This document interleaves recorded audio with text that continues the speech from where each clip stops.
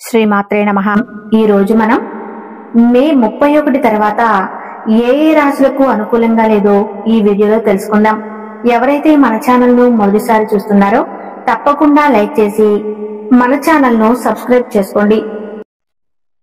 ఏ పాపం చేశారో తెలియదు కానీ 2025 మే 31 తర్వాత నుండి ఈ 4 రాశుల వారు అష్ట కష్టాలను అనుభవించబోతున్నారు.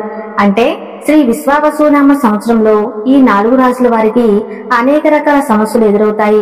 ఖర్చులు పెరుగుతాయి, మానసిక ఒత్తిడి పెరుగుతుంది, ఏ పని చేసినా కలిసి రాదు, బంధువులతో గొడవలు జరుగుతాయి, జీవిత భాగస్వామితో కూడా గొడవలు వచ్చే అవకాశాలు ఉన్నాయి, ప్రేమించిన వారు కూడా దూరం అవుతారు, ఆర్థికంగా అనేక సమస్యలు వస్తాయి, చేతిలో ధనం అనేది మిగలదు, గ్రహాలు కూడా అనుకూలించవు.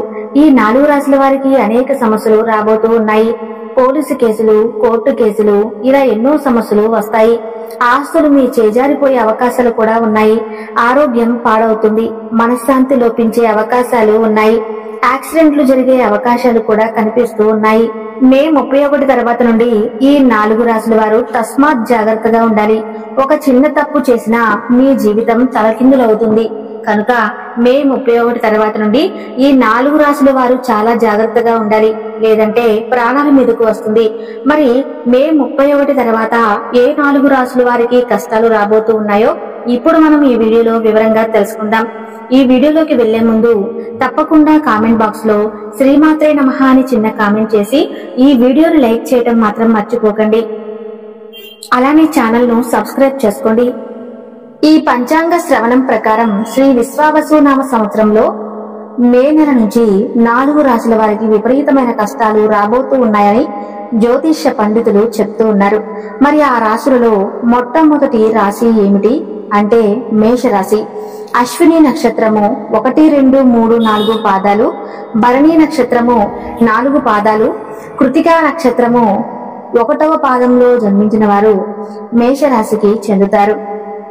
శ్రీ విశ్వావసునామ సంవత్సరంలో మేషరాశి వారికి ఆదాయం 2గా ఉంది, వ్యయం 14గా ఉంది, రాజపూజ్యం 5, అవమానం 7గా ఉంది.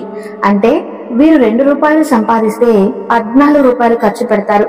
5గురు వీరిని గౌరవిస్తే 7గురు వీరిని అవమానిస్తారు. ఉగాది తర్వాత నుండి మేషరాశి వారికి ఆర్థిక ఒడిదుడుకులు ఎదురవుతాయి, ఖర్చులు పెరుగుతాయి. అలానే మే 31 తర్వాత కూడా ఎంతో విపరీతమైన కష్టాలు ఎదుర్కొంటారు. ఆదాయం తక్కువగా ఉంటుంది, దాంతో ఆర్థిక సమస్యలు ఎదురవుతాయి, అప్పులు చేసే అవకాశాలు కూడా ఉన్నాయి. అంతేకాదు మేషరాశి వారికి ఈ సంవత్సరం మే 31 తర్వాత నుండి ఆరోగ్యం కూడా బాగోలేదు, మానసిక ఒత్తిడి పెరుగుతుంది, రక్తపోటు, తలనొప్పి, మైగ్రేన్ వంటి సమస్యలు వచ్చే అవకాశం కూడా ఉంది. ఉద్యోగస్తులకు పని ఒత్తిడి పెరుగుతుంది, వ్యాపారస్తులకు మితిమీరిన పోటీ ఉంటుంది, ప్రేమికులు విడిపోయే అవకాశం కూడా ఉంది, భాగస్వామితో విభేదాలు వస్తాయి, గొడవలు జరుగుతాయి. అంతేకాదు రోడ్డు ప్రమాదాలు జరిగే అవకాశాలు కూడా ఎక్కువగా ఉన్నాయి. తాత ముత్తాతల కాలం నుండి వస్తున్న ఆస్తులు మీ చేజారిపోతూ ఉంటాయి. శని మీనరాశిలోనికి వస్తున్నాడు, దాని వలన మేషరాశి వారు అధికంగా శ్రమ పడతారు, కానీ ఫలితాలు తక్కువగా ఉంటాయి. ఉద్యోగాలు కోల్పోయే అవకాశం కూడా ఉంది, బంధువులతో కూడా వైరం పెరుగుతుంది. కనుక కోపాలు తగ్గించుకోండి, గొడవలకు వెళ్ళకండి.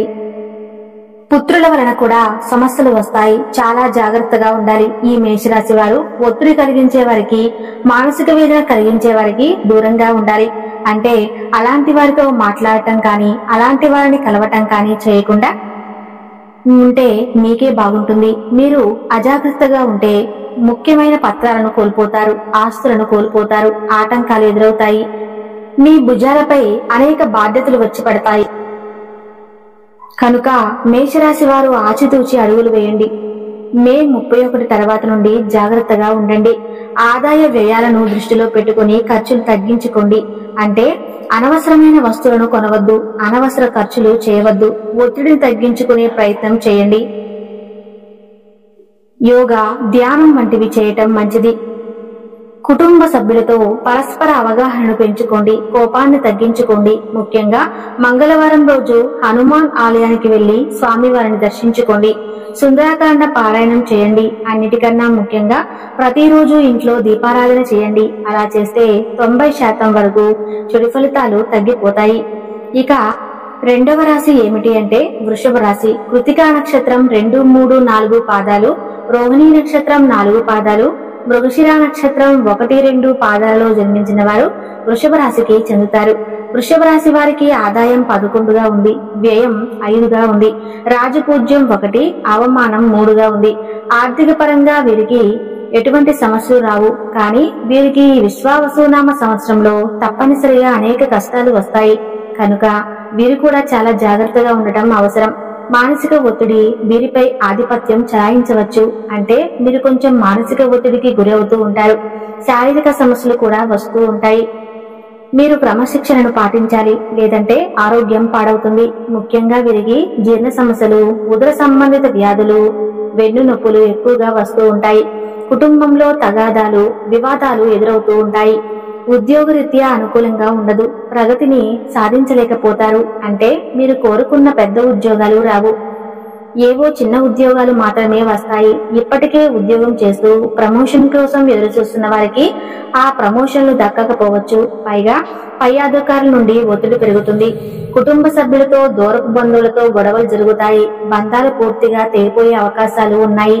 ధనపరంగా సమస్యలు రావు. కానీ మానసికంగా, శారీరకంగా మాత్రం తప్పనిసరిగా కష్టం వస్తుంది. గ్రహ సంచారం కూడా మీకు అంత అనుకూలంగా లేదు. కనుక ఈ సంవత్సరం మీరు చాలా జాగ్రత్తగా ఉండాలి. కుటుంబ సభ్యులతో మౌనంగా, సహనంగా వ్యవహరించాలి. వృత్తిపరంగా కొత్త మార్గాలను అన్వేషించుకోవాలి. తొందరపడి నిర్ణయాలు తీసుకోవద్దు. మీరు ప్రతి శుక్రవారం లక్ష్మీదేవిని ఆరాధించి అమ్మవారికి ఆవు నెయ్యితో దీపం పెడితే చెడు ఫలితాలు తగ్గే అవకాశం ఉంది. అలాగే మీకు వీలైనంత దాన ధర్మాలు చేయటం మర్చిపోవద్దు. ఇక మే 31 నుండి అష్ట కష్టాలను అనుభవించబోతున్న 3వ రాశి కర్కాటక రాశి. పునర్వసు నక్షత్రం 4వ పాదం, పుష్యమి నక్షత్రం 4 పాదాలు, ఆశ్లేష నక్షత్రం 4 పాదాలు కర్కాట రాశిలోకి వస్తాయి. వీరికి ఈ సంవత్సరం ఆదాయం 8, వ్యయం 2గా ఉంది. అలాగే రాజపూజ్యం 7, అవమానం 3గా ఉంది.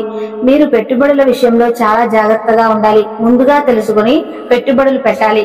తెలియని వాటిలో పెట్టుబడులు పెడితే ధన నష్టం కలుగుతుంది.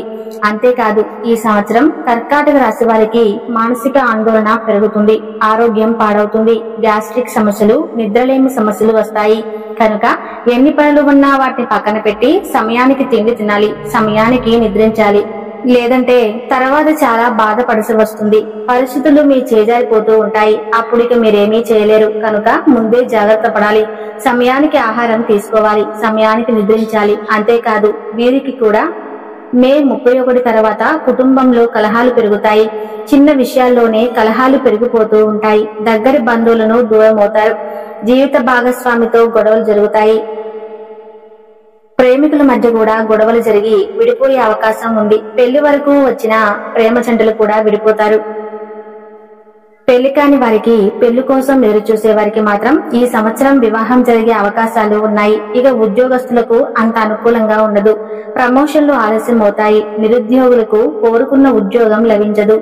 శాలరీలు తక్కువగా ఉండే చిన్న ఉద్యోగాలే లభిస్తాయి. వాటితోనే సరిపెట్టుకోవాల్సి వస్తుంది.